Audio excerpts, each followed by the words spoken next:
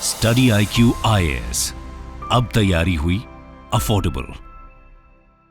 नमस्कार दोस्तों I am sure कि कल से लगातार आप एक खबर सुन रहे होंगे कि दिल्ली में CRPF स्कूल के नज़दीक एक ब्लास्ट हुआ है। और देखिए, कोई छोटा मोटा ब्लास्ट नहीं था, इतना बड़ा ब्लास्ट था कि करीब 2 किलोमीटर दूर तक भी उसकी जो गूंज है वो सुनाई दी थी। और आसपास के जो लोग हैं उनका कहना था कि वो काफ़ी डर गए थे, किसी को लगा कि यहाँ पर जो बिल्डिंग है वो गिर गई है, हुआ क्या कुछ समझ नहीं आ रहा था।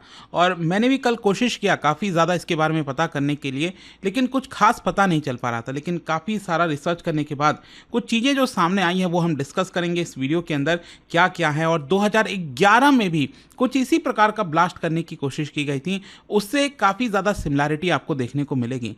तो ये हुआ कैसे ब्लास्ट, क्या हो सकता है इसके अंदर, काफ़ी कुछ जानने को मिलेगा आपको इस वीडियो में। चलिए आगे बढ़ते हैं, लेकिन उससे पहले मैं आप सबको ये भी बता दूं, आप में से जो भी लोग UPSC की तैयारी कर रहे हैं, आप हमारे जितने भी बैचेस हैं, चाहे 2026 हो, 27 हो या फिर 2025 के लिए भी फास्ट ट्रैक बैच आप अवेल कर सकते हैं। और इन सभी के लिंक जो है वो कमेंट सेक्शन में दिए हुए हैं। तो चलिए शुरुआत करते हैं और सबसे पहले ये देखते हैं कि एग्जैक्टली हुआ क्या है।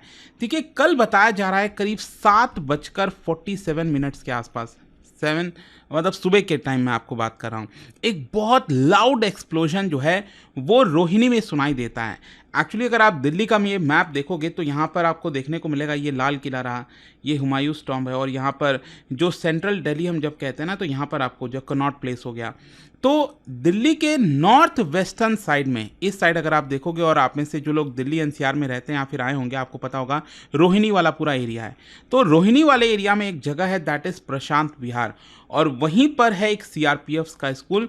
उसी के नज़दीक एक ब्लास्ट हुआ, एक वॉल है, एक बेसिकली आप समझिए एक दीवार थी, मैं आपको पिक्चर भी दिखाऊंगा, वहाँ पर एक बड़ा सा ब्लास्ट हुआ था। और इसकी वजह से आसपास के जो शॉप्स हैं, स्ट्रक्चर हैं, वो डैमेज हो गए थे। हाँ, ये बात ठीक है कि यहाँ पर किसी भी पर्सन को कोई चोट नहीं आई थी, लेकिन ऑब्वियस सी बात है, इससे काफ़ी ज़्यादा पैनिक जैसा सिचुएशन क्रिएट हो जाता है। जब ये ब्लास्ट हुआ था, मैं आपको दिखाता हूँ, इतना बड़ा जो स्मोक है वो क्रिएट हुआ था। और आप देख सकते हैं नीचे यहाँ पर एक जो बाउंड्री वॉल है उसके यहाँ पर डैमेज हुआ है, और आसपास के जो आप समझिए जो व्हीकल्स वगैरह थे, या फिर काफ़ी दूर में जो विंडोज़ होते हैं ना, उसमें जो शीशा लगा होता है, वो भी यहाँ पर टूट गया। इतना हैवी ब्लास्ट इसको बताया जा रहा है। और करीब 7:50 के आसपास पुलिस को इन्फॉर्म किया गया। लगभग 5 मिनट के अंदर अंदर वहाँ पर पुलिस भी पहुँच चुकी थी। लेकिन इसके अलावा यहाँ पर जो NSG कमांडोज़ हैं, उन्होंने रोबोट्स वगैरह को भी डिप्लॉय कर दिया है, ताकि कोई भी आसपास और इस तरह के मटेरियल्स पाए जाते हैं तो उसको पता लगाया जा सके। इनफैक्ट मैं आपको बताऊँ, जो मल्टी एजेंसी प्रोब उसको लॉन्च किया गया है, जैसे NSG, NIA, दिल्ली पुलिस, सभी को इसके अंदर शामिल किया गया है। और साथ ही साथ पुलिस ने जो एक्सप्लोसिव एक्ट है हमारे देश के अंदर, उसके तहत FIR भी दर्ज करा दी गई है। वैसे मैं आपको यहाँ पर बता दूँ, पुलिस का भी ये कहना है कि जो वाइट पाउडर लाइक सब्सटेंस है वो पाया गया है स्कूल के जो वॉल है उसके नज़दीक ही, और जो पूरा एंटायर एरिया है उसको कॉर्डन ऑफ कर दिया गया है, सील कर दिया गया है। और जो NIA के ऑफिशियल्स हैं वहाँ पर पहुँचे और उसके बारे में पता लगाने की कोशिश की है। देखिए, यहाँ पर जो इनिशियल प्रूफ बताया जा रहा है, इसमें जो CCTV फुटेजेस वगैरह हैं उसको खंगालने की कोशिश की जा रही है कि कुछ यहाँ पर सुराग यहाँ पर मिल जाए। और जो दिल्ली पुलिस है वो इनफैक्ट जो मोबाइल नेटवर्क डेटा है उसको भी यहाँ पर देख रही है कि जब ये ब्लास्ट हुआ, लगभग मान लो 7:30 बजे से 8 बजे के बीच में जो भी ये कुछ हुआ था, उस समय वहाँ पर कौन से लोग मौजूद थे, किसका मोबाइल नेटवर्क वहाँ पर एक्टिव था। तो इससे कुछ आइडिया हो सकता है, क्योंकि मैं आपको बता दूँ, यहाँ पर ये भी बताया जा रहा है कि ब्लास्ट के जस्ट कुछ मोमेंट पहले जो एक 2 व्हीलर है वो भी वहाँ से पास हुआ था स्कूल के नज़दीकी। और ध्यान रखिएगा, ये सुबह का समय था और कल करवा चौथ भी था, फेस्टिवल का भी समय था। खैर, इसमें एक चीज़ इंटरेस्टिंग जो सामने आई है वो ये है कि एक डायरेक्शनल ब्लास्ट था। डायरेक्शनल ब्लास्ट का मतलब होता है कि एक पर्टिकुलर डायरेक्शन में उसका इम्पैक्ट करवाना। जैसे कि मान लो अगर मैं कहता हूँ कि एक ब्लास्ट हुआ है, नॉर्मल ब्लास्ट हुआ है, तो उसका जो साउंड है उसके इर्द गिर्द चारों तरफ सुनाई देता है, तो उसका असर कोई बहुत ज़्यादा नहीं होगा। लेकिन जो डायरेक्शनल ब्लास्ट होते हैं ना, अगर एक पर्टिकुलर डायरेक्शन में उसका इम्पैक्ट जाता है तो उसका काफ़ी ज़्यादा असर होता है, दूर दूर तक उसका जो असर, क्योंकि वो आप कंसंट्रेट कर रहे हो ना उसके जो ब्लास्ट का असर है, तो उसको डायरेक्शनल ब्लास्ट कहते हैं। और इसीलिए यहाँ पर 2 किलोमीटर दूर तक भी लोगों को उसकी जो आवाज़ें हैं वो सुनाई दी थी। और यहाँ पर जो एक्सप्लोसिव है बताया जा रहा है, उसको इस तरह से पोजीशन किया गया था, जो उसका शॉक वेव इफेक्ट है उसकी वजह से जो आसपास के बिल्डिंगों में खिड़की लगे हुए थे उसमें जो शीशे थे वो शैटर्ड हो गए। सोचिए इसी की वजह से ये जो डायरेक्शनल ब्लास्ट है वो काफ़ी जो है आपका डैमेज भी क्रिएट कर सकता है। आसपास गाड़ियाँ जो थीं वो भी एक तरह से डैमेज हुई हैं। इनिशियल इन्वेस्टिगेशन के तहत बताया जा रहा है यहाँ पर सॉलिड और लिक्विड एक्सप्लोसिव मटेरियल ये कहीं ना कहीं यूज़ किया गया होगा और इसकी वजह से एक हाई प्रेशर गैस ये क्रिएट होता है।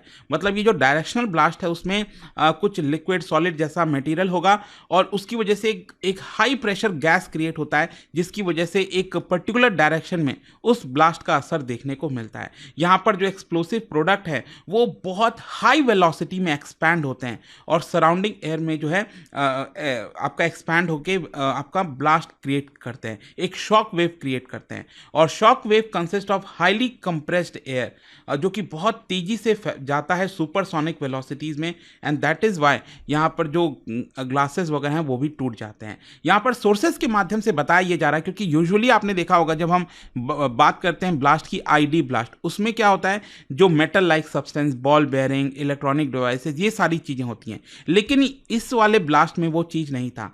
यहाँ तक अभी जो बताया जा रहा है उस एक्सप्लोसिव में अमोनियम नाइट्रेट या फिर फॉस्फोरस ये हो सकता है जो कि किसी ना किसी लोकल मार्केट से भी लिया गया होगा और उसके माध्यम से ये डायरेक्शनल ब्लास्ट कराने की कोशिश की गई होगी। खैर यहाँ पर जो एक इम्पॉर्टेंट चीज हमें ध्यान में रखनी है कि ये ब्लास्ट जो हुआ है वो एक सीआरपीएफ स्कूल के नज़दीक हुआ है एंड कहीं ना कहीं कुछ सोर्सेज के माध्यम से बताया जा रहा है कि ये एक मैसेज भी सेंड करने की कोशिश की गई होगी क्योंकि जब भी कोई बड़ी आतंकवादी घटना वगैरह होती है तो कई बार इस तरह के संकेत भी हमें मिलते हैं।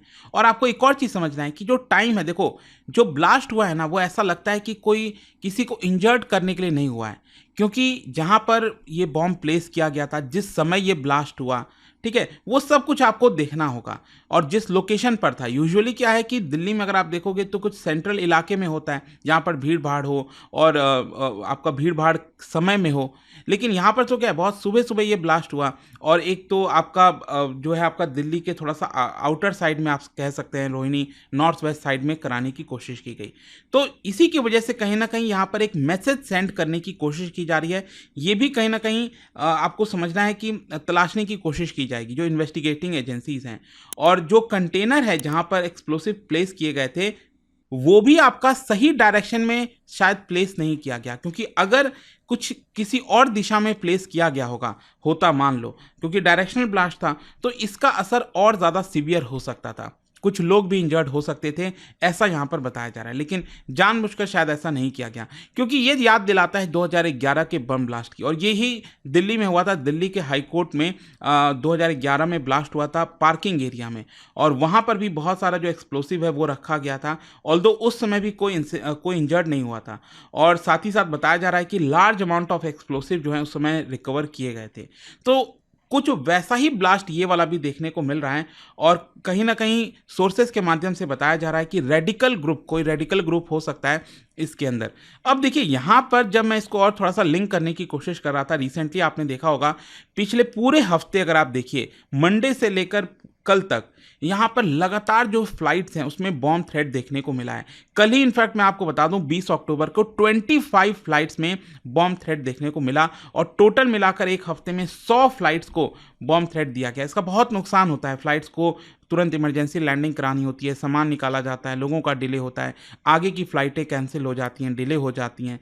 तो यहाँ पर ये जो हो रहा है ना, क्या इसका इस पर्टिकुलर ब्लास्ट के साथ लिंक था, ये भी कहीं ना कहीं तलाशने की कोशिश की जाएगी। फिर अगर आप एक और आगे बढ़कर सोचोगे तो रिसेंटली आपने देखा होगा कनाडा के साथ जो पूरा खालिस्तानी कंसर्न अभी सामने आ रहा है, तो क्या कहीं ना कहीं उसके साथ कोई इसका लिंक है? अभी कुछ एग्जैक्टली नहीं कह सकते। अब तो फॉरेंसिक एजेंसी टीम वगैरह पहुंची है, जब इसकी एक्चुअल इन्वेस्टिगेशन होगी, जो चीज़ हमें पता लगेगी, तभी हम यहाँ पर कुछ कह पाएंगे। बट आई होप कि इस वीडियो के माध्यम से जो भी अभी प्रेजेंट इंफॉर्मेशन था मेरे पास उसके बारे में आपको पता चला होगा। और जाने से पहले एक इंटरेस्टिंग क्वेश्चन, क्या बता सकते हो कि कौन से वर्ष में जो एंटी टेररिज्म स्क्वाड है ATS ये फॉर्म किया गया था, बनाया गया था भारत के अंदर? आपने स्वात के बारे में सुना होगा, लॉस एंजलिस में जो डिपार्टमेंट है स्वास्थ्य करके, उसी के बेसिस, उसी के तर्ज पर ये बनाया गया था एटीएस। कौन से ईयर में भारत में ये फॉर्म किया गया था आपको बताना। इसका राइट आंसर आप सबको पता है, मेरे इंस्टाग्राम पर तो मिलेगा ही, वहाँ पर अगर आप नहीं हो कोई बात नहीं, टेलीग्राम से ले सकते हैं इसका सही उत्तर। मैं कई सारे जो एमसीक्यूज हैं वो यहाँ पर स्टोरीज में डालता रहता हूँ। अगर आपको पीडीएफ ये तो टेलीग्राम पर आइए, अलग अलग सोशल मीडिया पर आप जुड़ पाओगे। और जैसा मैंने आपको बताया, अगर आप कोई भी यूपीएससी बैच लेना चाहते हो, you can simply use this code Ankit live to get maximum discount. And I hope की वीडियो आपको पसंद आया होगा। मिलता हूं आपसे next time, till then thank you very much, see you soon. Study IQ IAS, अब तैयारी हुई अफोर्डेबल।